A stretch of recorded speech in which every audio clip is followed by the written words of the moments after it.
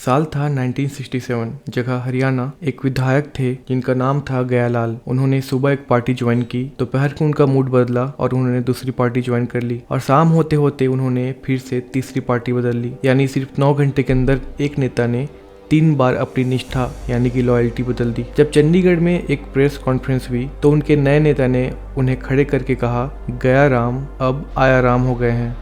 ये सिर्फ एक गयालाल की कहानी नहीं थी। 1960 और 70 के दशक में भारत की राजनीति में एक ऐसी बीमारी फैल चुकी थी जहां सुबह की सरकार दोपहर को गिर जाती थी और रात को नए मंत्री शपथ ले रहे होते थे। एमएलएस और एमपीस मंडियों में बिकने वाले सामान की तरह बिक रहे थे। जनता वोट किसी और को देती थी और उनका नेता जीतने के बाद किसी और की गोद में बैठ जाता था। लेकिन फिर साल 1985 में संविधान में एक ऐसा बदलाव किया गया, एक ऐसा कानून लाया गया जिसने भारत की राजनीति के पूरे नियम ही बदल दिए। इसे हम आज जानते हैं एंटी डिफेक्शन लॉ यानी दल बदल विरोधी कानून के नाम से। अगर आप सीजीपीएससी, यूपीएससी या किसी भी सिविल सर्विसेज की तैयारी कर रहे हैं तो ये टॉपिक आपके मेंस और प्रीलिम्स के लिए सबसे ज़रूरी है, क्योंकि इस वीडियो में हम सिर्फ कहानी नहीं सुनेंगे, हम संविधान के 10th शेड्यूल यानी कि 10वीं अनुसूची को पूरी तरह डिकोड करेंगे।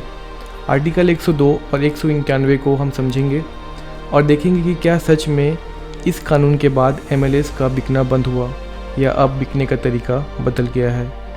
पहले थोड़ा पीछे चलते हैं और इसका बैकग्राउंड समझते हैं जो आपको एग्ज़ाम में आंसर राइटिंग में काम आएगा। 1947 से 1967 तक भारत में एक क्षेत्र राज था कांग्रेस का। सेंटर में भी कांग्रेस, लगभग हर स्टेट में भी कांग्रेस, इसलिए कोई दल बदल का चक्कर ही नहीं था। लेकिन 1967 में 4th जनरल इलेक्शन होता है और 4th जनरल इलेक्शन में कहानी बदल गई। कांग्रेस ने कई स्टेट में अपनी मेजोरिटी खो दी और यहीं से शुरू हुआ कोलिशन पॉलिटिक्स यानी कि गठबंधन की राजनीति और दल बदल का गंदा खेल। आपको जानकर हैरानी होगी कि 1967 से 1971 के बीच देश के लगभग 142 एमपीस और 1900 से ज़्यादा एमएलएस ने अपनी पार्टियां बदली। कई स्टेट में तो हाल ये था कि जो विधायक सुबह उठकर कहता था कि मैं इस पार्टी में हूँ, शाम को उसकी निष्ठा बदल जाती थी। इससे 2 बड़े नुकसान हो रहे थे। पहला, पॉलिटिकल इनस्टेबिलिटी यानी कि राजनीतिक अस्थिरता, सरकारें चल नहीं पा रही थीं, पॉलिसीज बन नहीं रही थी। और दूसरा, करप्शन यानी कि भ्रष्टाचार।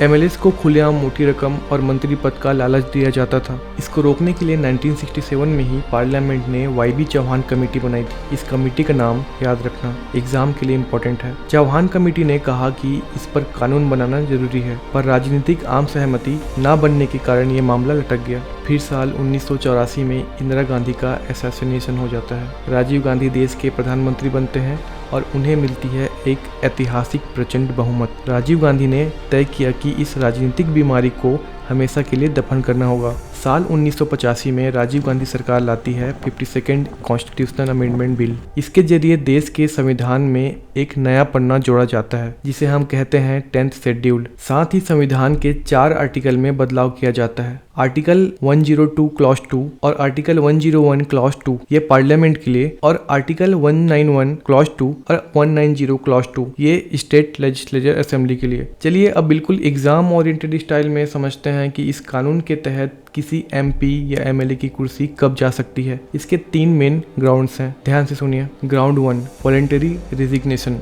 यानी स्वेच्छा से इस्तीफा। अगर कोई नेता किसी पार्टी के टिकट पर चुनाव जीतकर आता है और जीतने के बाद वो खुद अपनी मर्जी से उस पार्टी की मेंबरशिप से रेजिग्नेशन दे देता है तो उसकी एमपी या एमएलए की कुर्सी तुरंत चली जाएगी। यहाँ ध्यान देने वाली बात यह है कि वॉलंटरी गिविंग अप का मतलब सिर्फ कागज पर रेजिग्नेशन देना नहीं है, उसके पार्टी आचरण यानी कंडक्ट से भी लगे कि वो पार्टी के खिलाफ काम कर रहा है तो भी उसकी कुर्सी जा सकती है। Ground 2, defying the party whip, party whip का उल्लंघन। अब यह व्हिप क्या होता है? पॉलिटी में व्हिप एक तरह का ऑफिशियल ऑर्डर या निर्देश होता है जो पार्टी अपने एमपीस या एमएलएस को जारी करती है। जिससे अगर पार्लियामेंट में कोई बिल पास होना है तो पार्टी एक व्हिप जारी करेगी कि सभी को इस बिल के फेवर में वोट करना है। अगर कोई एमपी उस निर्देश के खिलाफ जाकर वोट करता है या वोट वोट के दौरान एब्सेंट रहता है और 15 दिन के अंदर पार्टी उसे माफ नहीं करती तो उसकी सदस्यता यानी मेंबरशिप खत्म। Ground 3 independent and nominated member यानी निर्दलीय और मनोनीत सदस्य। पहला इंडिपेंडेंट यानी निर्दलीय मेंबर का देखते हैं। अगर कोई नेता बिना किसी पार्टी के अकेले चुनाव जीत कर आता है और जीतने के बाद वो किसी पॉलिटिकल पार्टी को ज्वाइन कर लेता है तो उसकी कुर्सी चली जाएगी क्योंकि जनता ने उसे बिना पार्टी के चुना है। दूसरा है नॉमिनेटेड यानी मनोनीत सदस्य। जैसे राष्ट्रपति कुछ लोगों को राज्यसभा में नॉमिनेट करते हैं आर्ट, साइंस, लिटरेचर से। इन लोगों के लिए नियम है कि नॉमिनेशन के 6 महीने के अंदर ये किसी भी पार्टी को ज्वाइन कर सकते हैं, लेकिन अगर 6 महीने बीतने के बाद उन्होंने कोई पार्टी ज्वाइन की तो उनकी कुर्सी कैंसिल हो जाएगी।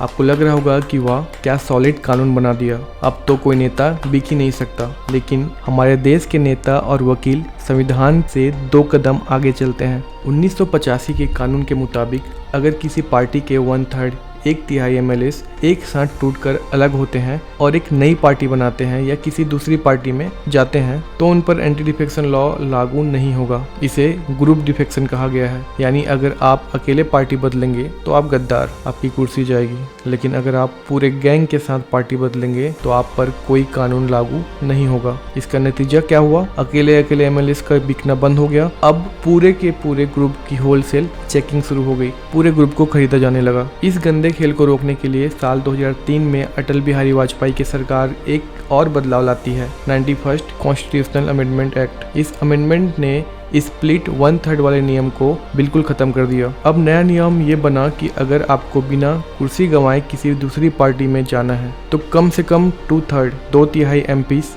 या MLAs को एक साथ जाना होगा और दूसरी पार्टी में मर्ज यानी कि विलय करना होगा। आज की तारीख में भी यही 2/3 वाला नियम चल रहा है। चलिए कानून भी समझ गए, एक्सेप्शन भी समझ गए, पर अब सवाल ये उठता है कि ये फैसला कौन करेगा कि MLAs की कुर्सी जाएगी और किसकी बचेगी। संविधान के 10th शेड्यूल के मुताबिक इसका पूरा और आखिरी अधिकार दिया गया प्रिसाइडिंग ऑफिसर को, यानी लोकसभा के मामले में स्पीकर और लेजिस्लेटिव असेंबली के मामले में विधानसभा अध्यक्ष। शुरुआत में कानून में लिखा था कि स्पीकर का फैसला आखिरी होगा और कोई भी कोर्ट दखल यानी कि इंटरफेयर नहीं कर सकता। लेकिन साल 1992 में एक बेहद ऐतिहासिक केस आता है, Kihoto Hollohan versus Zachillhu case. Supreme court ने इस केस में एक सबसे बड़ा और रिवोल्यूशनरी फैसला सुनाया। कोर्ट ने कहा कि जब स्पीकर दल बदल के मामले पर फैसला दे रहा होता है तो वो एक स्पीकर नहीं बल्कि एक ट्रिब्यूनल यानी कि न्यायाधिकरण की तरह काम कर रहा होता है, और क्योंकि वो एक ट्रिब्यूनल है इसलिए उसके फैसले का जुडिशियल रिव्यू न्यायिक समीक्षा हो सकता है। यानी अगर स्पीकर ने गलत फैसला दिया तो हाई कोर्ट या सुप्रीम कोर्ट उसे बदल सकता है। लेकिन यहाँ पर एक और चालाकी शुरू हुई। कानून में ये तो लिखा है कि फैसला स्पीकर लेगा, पर यह नहीं लिखा था कि कितने दिन में लेगा। नतीजा ये हुआ कि रूलिंग पार्टी का स्पीकर विपक्ष यानी अपोजिशन के उन MLAs के केस को साल भर लटकाए रखा था जो उनकी पार्टी में शामिल हो चुके हैं, ताकि उनकी कुर्सी ना जाए। इस पर साल 2020 में सुप्रीम कोर्ट ने केसम मेघाचंद्र केस में साफ कहा कि स्पीकर को आमतौर पर 3 महीने के अंदर दल बदल पर फैसला ले लेना चाहिए। तो वीडियो के आखिरी हिस्से में अब एक बड़ा मूल्यांकन करते हैं जो आपके इंटरव्यू और मेंस के लिए बहुत सॉलिड पर्सपेक्टिव देगा। सवाल ये है कि क्या एंटी डिफेक्शन लॉ भारत में MLAs का बिकना बंद कर पाया?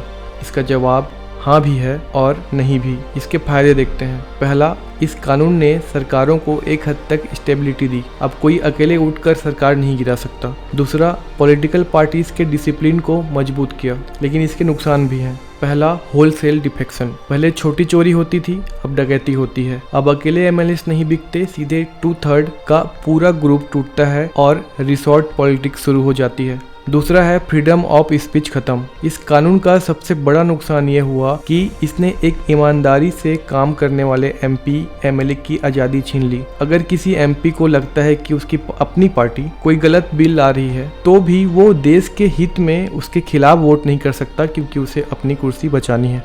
डेमोक्रेसी यानी लोकतंत्र में सबसे बड़ा राजा वोट होता है, और जब तक नेता जनता के उस वोट का सम्मान करना नहीं सीखेंगे, कानून में लूप होल्स निकलते रहेंगे। आपको क्या लगता है, क्या एंटी डिफेक्शन लॉ में कोई बदलाव होना चाहिए? अपनी राय कमेंट बॉक्स में ज़रूर बताएं। अगर इस वीडियो से आपकी नॉलेज बढ़ी हो और आप CGPSC की तैयारी को ऐसे आसान तरीके से करना चाहते हैं तो CGPSC लर्नोलॉजी को सब्सक्राइब करें। मिलते हैं अगली वीडियो में। Thank you.